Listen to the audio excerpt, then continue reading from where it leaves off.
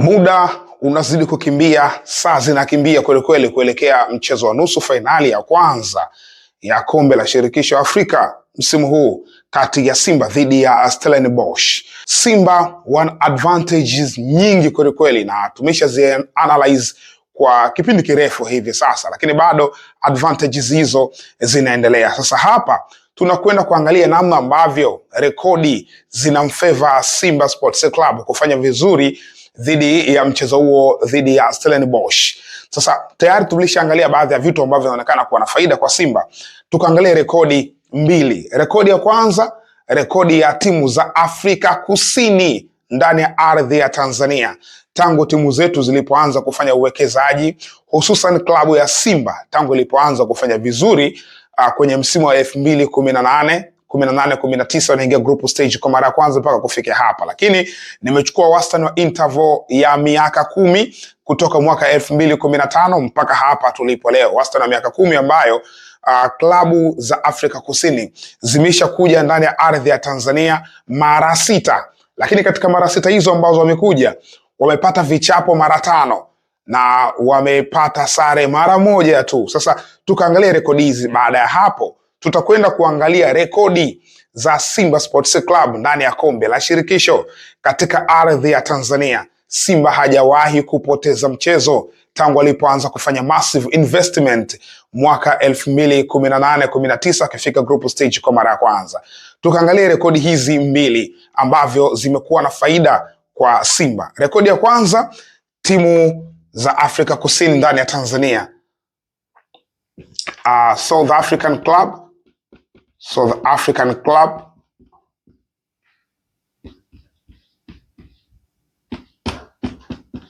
ndani ya Tanzania. Katika mara 6 ambazo wamekuja na hawakufanikiwa kupata ushindi, ikumbuka kwamba nilisema wamepoteza mara 5, wametoa sare mara 1 tu.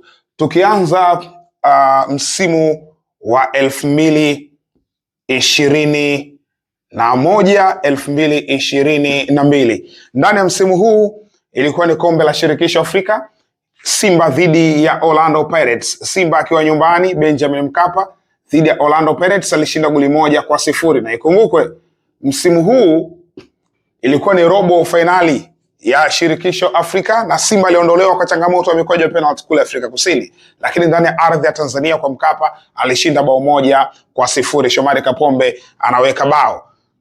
Msimu mwingine ilikuwa ni 2023.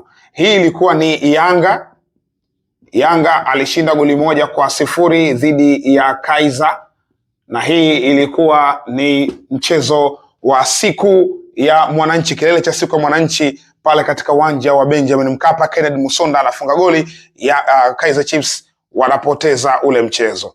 Nyingine msimu wa mwaka 2020-2021, Simba dhidi ya Kaizer Chiefs. Simba anashinda goli 3 dhidi ya Kaizer. Yes, ilikuwa ni robo finali ya ligi ya mabingwa Afrika. Simba anashinda goli 3, haendi hatua inayofuata. Kaizer Chiefs ndo anakwenda baada ya kushinda goli 4 katika uwanja wa FNB kule Afrika Kusini. Hizi ni mechi 3. Tukaangalia mechi 3 nyingine zilizosalia. 3 nyingine zilizosalia ni msimu wa mwaka 2022-2023, hatua ya nusu finali ya kombe la shirikisho Afrika. Yanga alishinda mabao 2-0 dhidi ya Marumo Gallants.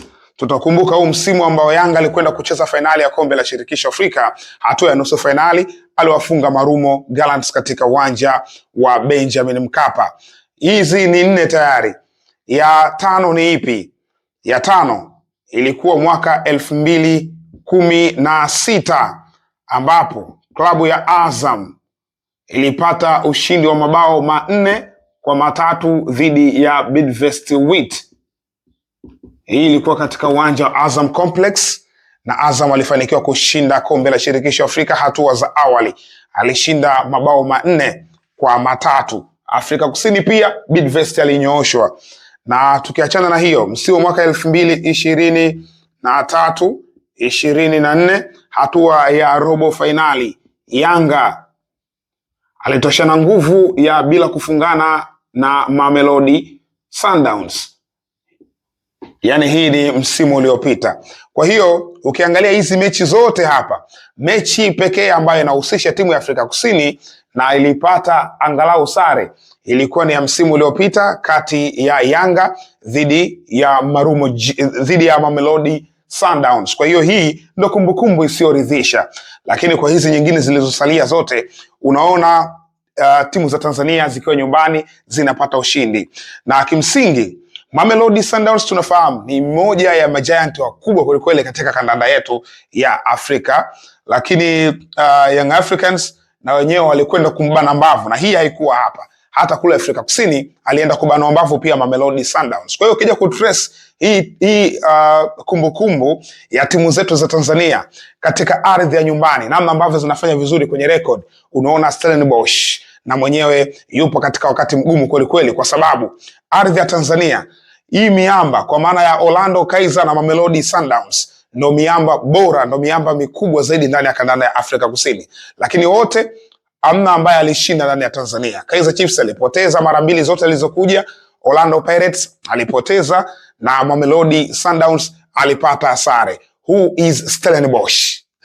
Anyways, twende tukaangalie rekodi ya Simba ndani ya ardhi ya nyumbani kwenye mechi 10 za mwisho kombe la shirikisho Afrika. Ikumbukwe Simba kwenye kombe la shirikisho Afrika alifanya vizuri msimu wa 2021-22 na alifanikiwa kufika mpaka hatua ya robo fainali. Sasa tukitrace msimu ule na tukitrace na mechi nyingine ambazo amecheza kwenye msimu huu, tunapata mechi 10 ambazo Simba amecheza katika ardhi ya nyumbani bila kupoteza mchezo wote. Yaani ameshinda kwa 100%, ameshinda mechi zake zote. Tukaangalia mechi hizi ni nani na nani na ilikuwaje, kumbukumbu inasemaje. Who is Stellenbosch?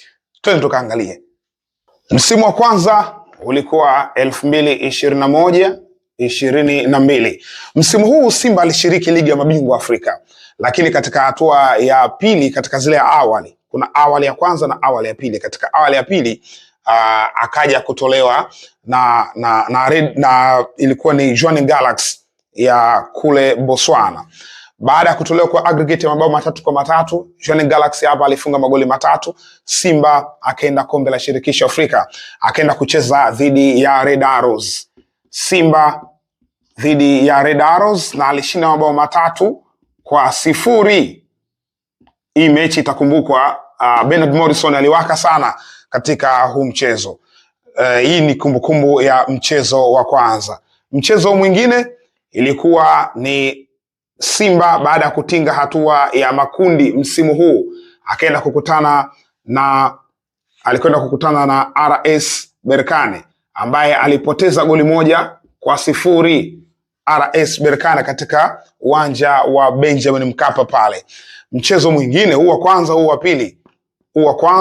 wa pili. Mchezo wa tatu ilikuwa ni Simba dhidi ya ASEC Mimosas. Simba ilishinda mabao 3-1 dhidi ya ASEC Mimosas. Goli pekee la ASEC linafungwa na Stefan Aziziki.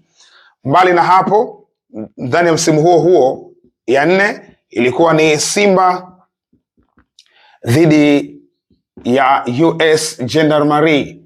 Simba dhidi ya US Gendarmerie na Simba alipata ushindi wa mabao 4-0 katika ardhi ya nyumbani. Mchezo wa 5 ulikuwa ni Simba alishinda goli 1-0 dhidi ya Orlando Pirates. Hii tutaikumbuka kwa sababu ndio ilikuwa hatua ya robo finali. Baada ya kumaliza group stage, robo finali, shughuli iliishia hapa na Simba akatoka baada ya changamoto ya mikwaju ya penalty. Tukiachana na hiyo, ya 6 ni ipi? Ya 6 ni msimu huu. Sasa tunachukua za msimu huu. Kwa maana ya msimu huu, Simba katika hatua za awali kombe la shirikisho Afrika alishinda mabao 3-1 dhidi ya Ahli Tripoli, dhidi ya wana Tripoli. Lakini tukienda kuangalia ya 7. Ya 7 ilikuwa ni group stage. Simba alishinda goli 1-0 dhidi ya Bravos. Hiyo ni ya 7. Ya 8. Ya 8 inakumbusha Simba hatua ya makundi alishinda mabao 2-1 dhidi ya Sfaxien. Hiyo ni ya 8. Ya tisa inatukumbusha Simba ilishinda mabao 2-0 dhidi ya Constantine. Hiyo ni ya 9. Na ya kumi Simba alishinda mabao 2-0 dhidi ya Al Masry. Kwa hiyo ukija kutrace hizi zote ni unamuona Simba namna ambavyo anapata maximum points akiwa katika ardhi ya nyumbani. Kwa hiyo kuelekea mchezo wa Simba dhidi ya Stellenbosch, unaona nafasi ya Simba kushinda ni kubwa kutokana na rekodi kumbeba. Anautumia vema sana uwanja wake wa nyumbani. Hivyo basi unaona Stellenbosch yupo katika wakati mgumu kuelekea mchezo wake dhidi ya Simba ambao atapigwa uwanja wa Amani Complex pale Zanzibar. Ukija kuangalia hizi timu zinatokea katika kanda tofauti, isipokuwa kanda moja tu ndo haipo hapa, kanda ya kati. Lakini Red Arrows wanatokea kusini kwa maana ya Kosafa. Hii ni Kosafa, hawa wanatokea UNAF ukanda wa Afrika ya Kaskazini, hawa wanatokea Wafu ukanda wa Afrika ya Magharibi, hawa wanatokea Wafu alkadhalika. Hii Wafu, hii Kosafa, hii UNAF, hii Kosafa, hii UNAF. Kwa hiyo amezifunga timu kutoka katika kanda mbalimbali, isipokuwa Afrika Mashariki na Kati hapa haipo kwa maana ya Sekafa, lakini hakuna kanda ya UNIFAC, yani kanda ya kati katika soka la Tanzania. Hizi ni rekodi nzuri kuelekea katika mechi zao. Basi rekodi hizi sometimes huwa zinatumika hata kuwaambia wale wachezaji wapya kwenye kikosi cha Simba kwamba klabu yetu inafanyaga 1, 2, 3. Hapa inashinda 1, 2, 3. Inaweza kawasaidia kwa namna moja ama nyingine kwa nyota kuweza kujituma. Hii ni Mzinga Sports, usisahau kusubscribe, kucomment, kulike na kushare.